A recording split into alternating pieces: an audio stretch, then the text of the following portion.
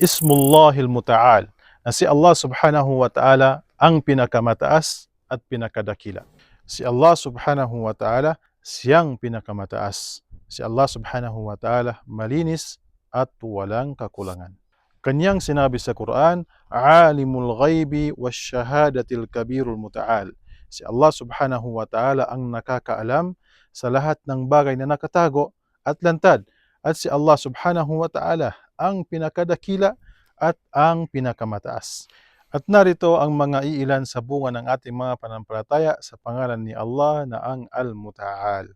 Una sa lahat, ang sinumang sumasampalataya sa pangalan ni Allah na ang Al-Muta'al, siya ay magiging mapagpakumbaba at mag-iingat sa pagiging mapagmataas at kanyang iiwasan ang pang-aapi at pagmamalupit sa kapwa.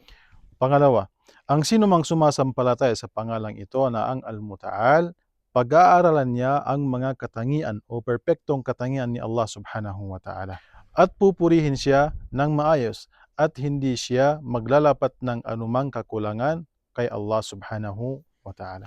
Ya Allah, naway ipagkaloob mo sa amin ang iyong tawfiq at hidayah. Wassalamu alaikum warahmatullahi wabarakatuh.